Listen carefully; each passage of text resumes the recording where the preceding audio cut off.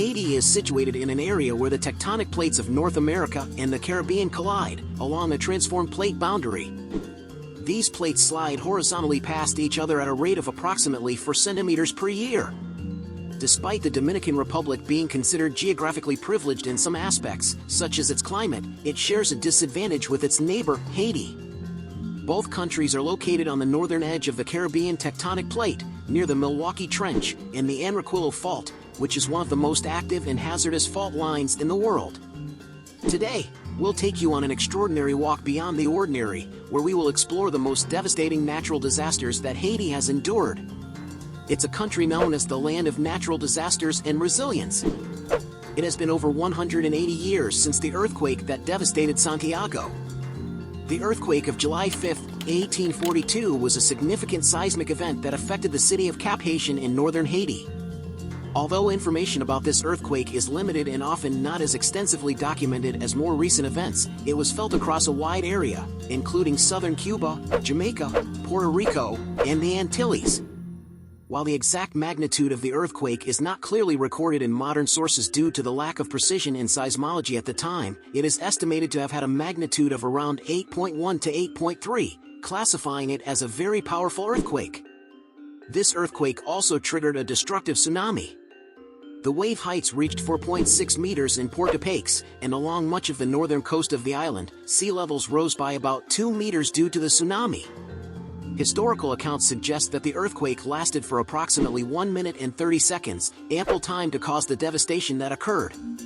It shook towns in the Republic of Haiti and the Dominican Republic before it became an independent country, and destroyed more than one city, including Santiago. In fact, this earthquake was the reason Santiago was relocated to its current location, as it was previously situated in the Jacagua area. Port-au-Prince suffered the most damage, both from the earthquake and the tsunami. Historians estimate that around 5,000 people perished in the earthquake, with an additional 300 succumbing to the tsunami. Numerous structures, including buildings and homes, were damaged or destroyed. For example, Henri Christophe Sans-Souci Palace suffered severe damage and was never rebuilt. Additionally, landslides occurred in some areas, further increasing the devastation. Surprisingly, despite the magnitude of the destruction caused by the earthquake, President Jean-Pierre Boyer did not visit the affected areas.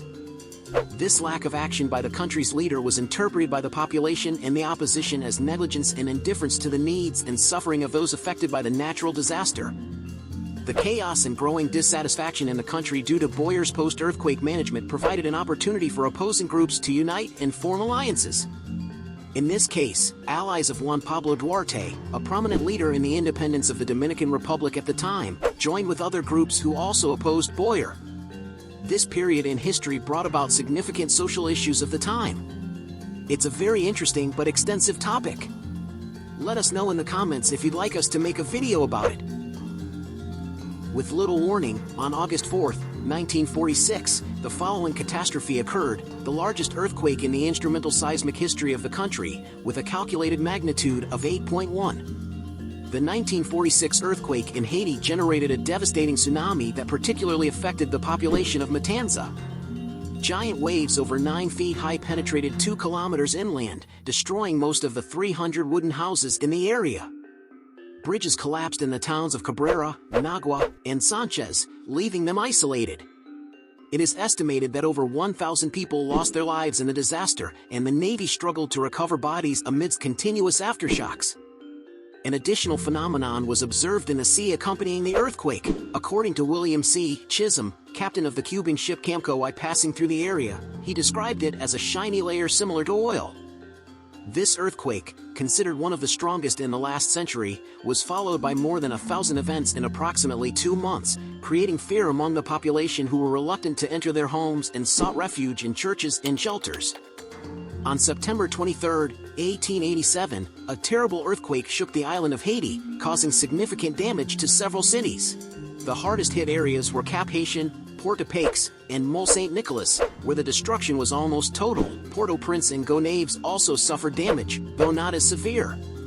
Additionally, hot springs emerged in the city. Many houses were destroyed, and others severely damaged. In Cap-Haïtien, the few houses that had withstood the earthquake of May 7, 1842, collapsed with this new one. Undoubtedly, this new earthquake left a lasting mark on the nation's memory. Indeed, Hurricane Hazel was the deadliest and costliest hurricane of the 1954 hurricane season. This Category 4 hurricane, with maximum winds of 135 miles per hour, originated in the North Atlantic Ocean and became one of the most destructive hurricanes of the 20th century. It initially tragically claimed at least 1,000 lives in Haiti before heading towards the United States, where it made landfall south of Wilmington, North Carolina. To grasp the magnitude of the catastrophe, let's remember that once in the United States, Hazel claimed the lives of 19 people in North Carolina. However, what was astonishing about this hurricane was its further journey north, reaching an unusually high location in Canada. In the Toronto area, Ontario, Canada, another 81 people were reported dead due to the consequences of Hurricane Hazel. This event was notable for being the strongest hurricane ever recorded to reach so far north in the Americas. The combination of strong winds, torrential rains, and flash floods contributed to its devastating impact in both the United States and Canada. Hurricane Hazel crossed western Haiti on October 11th, leaving an estimated death toll of between 400 and 1,000. As a result, considerable damage occurred, especially in the southwest peninsula. The city of Jeremy was nearly completely wiped out and almost dragged into the sea. AUXK's, the third largest city with a population of 30,000, had the highest number of casualties and injuries.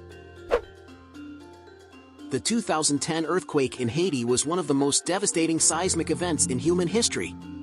According to records, the earthquake occurred on Tuesday, January 12, 2010, at 4:53 p.m. local time, with an epicenter located 15 kilometers from the Haitian capital, Port-au-Prince.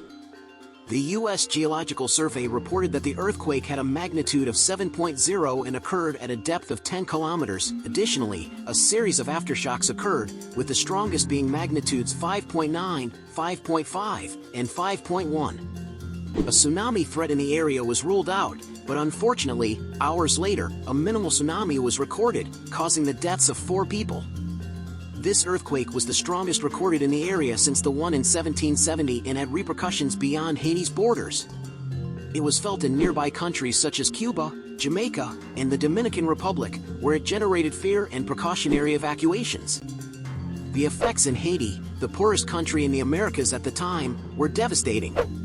By January 25th, more than 150,000 bodies had been recovered, and it was estimated that the death toll would exceed 200,000.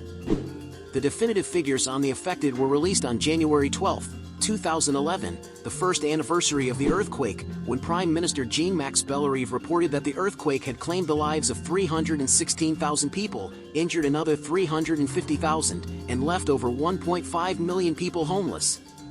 This tragedy is considered one of the most severe humanitarian disasters in history.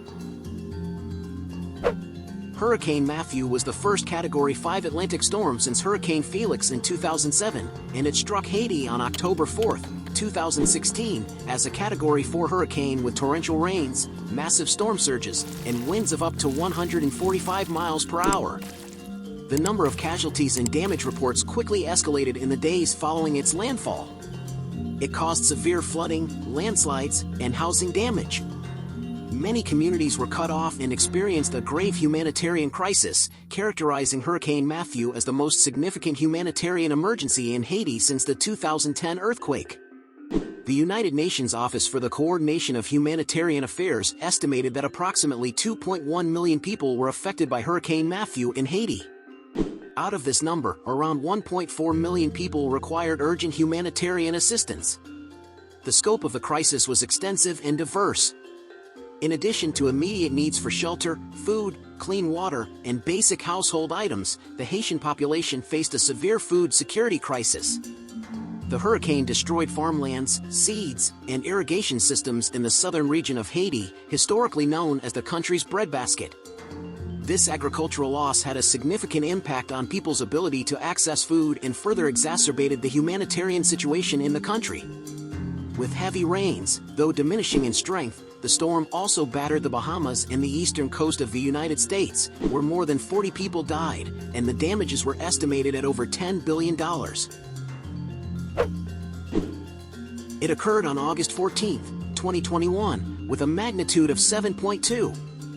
Its epicenter was located 10 kilometers deep near Petit-Trou-de-Nipes, approximately 150 kilometers west of the Haitian capital, Port-au-Prince.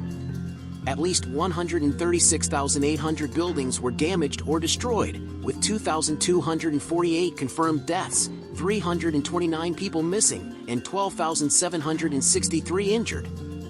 This earthquake became the deadliest of 2021 and the most lethal natural disaster of the same year.